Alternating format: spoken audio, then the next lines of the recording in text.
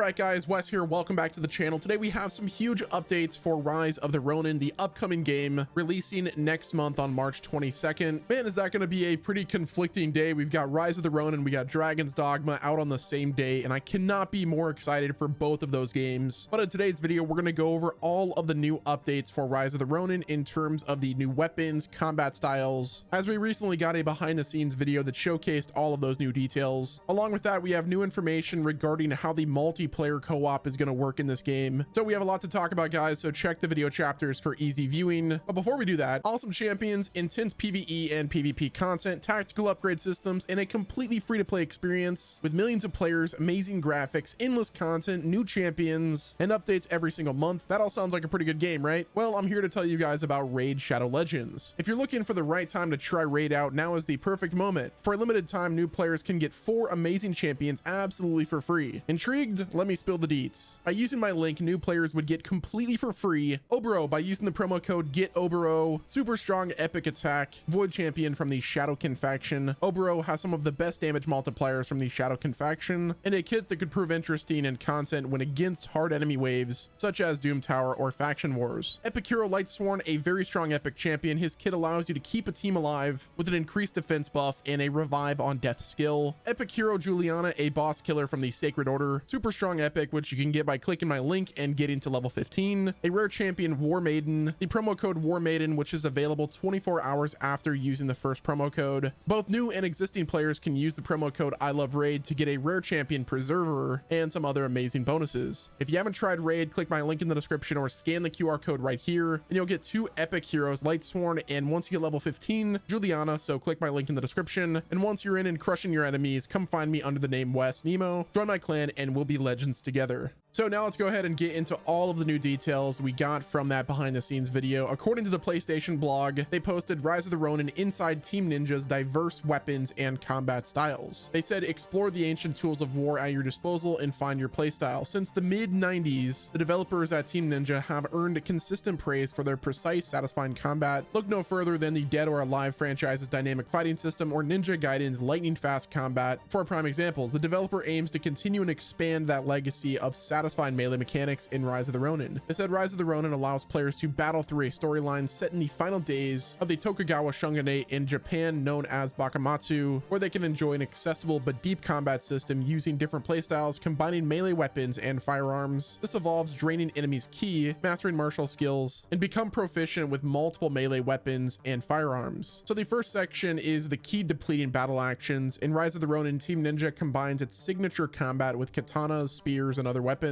and ranged weapons like foreign firearms. As a Ronin, you will battle foes utilizing these 2 types of weapons, and the basic strategy involves performing melee attacks with square, defending yourself from foes' attacks with L1 to guard, and circle to dodge. When your foe's ki is completely depleted, they will become vulnerable and incapacitated, making it easier to deal massive damage with critical hits. Similarly, when your ki is exhausted, you temporarily won't be able to attack or run, so pay attention to your ki as you battle. So think of the ki as essentially just stamina. So whenever you block an attack, that actually takes some of your ki away. And as they said, once your ki is depleted, you won't be able to attack or run. I'm guessing you'll still be able to defend yourself in some way with that block, but I'm guessing it won't be as effective. The next section is in regards to using counter spark and martial arts skills to damage ki. They said when facing formidable foes, effectively parrying with the counter spark action and utilizing martial skills can lower maximum ki, making it easier to defeat them. Counter spark is an attack that parries enemy attacks. To counter spark, press the triangle to rotate the melee weapon in a large arc to counter the foe's attack. I'm not sure if you have to be precise with the rotation, but you'll definitely have to be precise with the timing itself. I'm not sure if it's going to be a situation where, like, let's say the enemy is doing an upward slash. Do you have to be horizontal with your sword to be able to effectively use the counter spark? Like, let's say if your sword is in the air about to do a downward slash and then you press triangle to counter spark, does that move the arc down, which essentially would not mitigate the enemy's attack? It's hard saying. It might have already been confirmed, but those are just the initial thoughts that I have, because this might mean that the counter spark actually requires a little bit of skill to nail down the timing as well as the positioning of your blade. Now they continued by saying when you use counter spark to evade damage from attacks that you cannot guard yourself against, your foe's ki reduces and they will be stunned briefly. This can create a window to deal even more damage to reduce their maximum ki. They continued by saying martial skills, holding down R1 while pressing square / triangle will inflict more significant damage. They're also highly effective against strong foes, which that is a great segue to the next section of this video, and that is the new weapons and combat style details. In the behind the scenes video, they said each Japanese and Western weapon, katana, spears, dual blades, bayonets, and sabers, has its own capabilities and attack actions. As you build bonds with characters you meet, you will acquire new combat styles and further evolve their capabilities to enhance your battle experience. So it certainly seems that they're using the open world and the characters to develop your build in the game. And as you battle your foes, knowing which of the 3 combat styles, which there is Tin, which means sky, Chi, which means earth, and Jin, that means human, and knowing which of those 3 combat styles to use is advantageous against their weapons and can help you gain the upper hand in battle. And pairing them with the proper combat style will knock them back significantly, which this feature is similar to Ghost of Tsushima. And this also confirms my suspicion whenever it comes to the counter spark discussion, where Tin, Chi, and Jin will be used as the different combat styles, and you switch up those styles depending on the enemy. So if you have somebody with a spear or, like, let's say dual blades, you will have to switch up your combat style depending on those enemies. And then whenever you parry them with the proper combat style, using that combat spark will not only drain their ki significantly, but it'll also knock them back. Now they then go into details regarding the main combat styles in the game. First, we have the Mumyo style, originating in the Kurosu clan from an unknown master. It is a versatile martial art combat style, performing in pairs. Those who mastered the style were called Veiled Edge. Next up, we have the Hokushu Ito style, the style of swordsmanship founded by the Shusaku Chiba in the early 19th century, and it's used to overwhelm foes with a series of attacks. Their teaching is rational, emphasizing the mastery of techniques through training performed by an attacker and a defender. Their dojo, established in 1822 in Edo, today's Tokyo, remains operational today. And then we have the Yagyu Shinkage style. The renowned military instructor of the Tokugawa clan founded this swordsmanship style, starting with the Tokugawa Ieyasu, the first shogun. Generations of shoguns and the Tokugawa clan are known to have studied this swordsmanship. 9 weapons will be available for battling enemies, including dual blades, oxtail swords, great swords, and the Odachi. Now when it comes to the long-range weapons, they said bows and firearms require careful aiming to attack from a distance. Leveraging silent weapons like bows, you could perform a stealth takedown on unaware foes. While firearms are powerful, the gunfire will give away your attack to your enemies. The time firing of a handgun stuns foes for a prolonged period, which if you've played certain FromSoft games, that sounds pretty interesting and familiar. So this parry can be used as an attack opportunity to reduce the foe's keycap limit. There's also fire pipes that blow powerful flames, and you could use this as a long-range weapon to set groups of enemies ablaze or ignite a gunpowder barrel to explode. And finally, we have the ingenious grappling rope actions, and this right here is where things get interesting. You could throw the grappling rope at a latching point to gain leverage in a flash. You could also wield it to pull distant enemies during combat, and they said keep the grappling rope in mind to take control of the battlefield from afar. And what I think is my favorite part that you could do with this grappling rope is you can actually hold down R2 to wield a grappling rope to grab a nearby gunpowder barrel and just kind of throw it at enemies. The barrel will then explode, setting the enemies on fire and inflicting epic damage. Moving right along, now one of the most highly requested aspects of Rise of the Ronin that a lot of people were wanting, they were really just unsure if it would be featured in the game, is the character creator. Well, it is officially confirmed that Rise of the Ronin will indeed feature a character creation system. So according to the FAQ page, they said yes, you could freely customize your character's visual features, including elements like their face and body shape, hair, voice, and more. Now it's still to be determined how in-depth this character creation system will be, but the fact that we can indeed make our own character is just really good news. Like whenever it comes to games that are RPGs like this, being able to make the character look the way that you want it is just infinitely good for immersion. And I for one am relieved that this game will have a character creator. Like I said, we'll have to wait and see just how good that creation system is, but imagine if this game was online and it didn't feature a character creator. That would be really weird. And speaking of the online aspect, that is the perfect segue for this last topic of today's video, and that is the co-op multiplayer online. We know that this game does have it, and we have some clarification. It's not going to be a situation where it's like you and a friend. According to the Rise of the Ronin facts, they said yes, in Rise of the Ronin, players can join up to 3 other players to experience the game's main story missions in co-op online. They then said note that a PlayStation Plus membership is required to play online, and there is no PvP combat, which for some that might be a little bit disappointing, but who knows? Maybe for an upcoming Rise of the Ronin DLC, they'll do something like Elden Ring's Colosseum update, but that is probably just a bit of copium on my end. Well guys, that's gonna wrap it up with this video. The hype for Rise of the Ronin is definitely real. I cannot wait for this game to come out. It's gonna be a wild next couple of months. We've got Final Fantasy VII Rebirth coming out, Rise of the Ronin, and Dragon's Dogma 2 on the same exact day. Looks like I'll have to learn how to do a shadow clone because I want to play both of these at the same time. Thanks again for watching this video. video, guys, do me a favor, hit the like button if you enjoyed, subscribe with your notifications turned on, and until next time, this has been Wes, and I will talk to you guys again soon.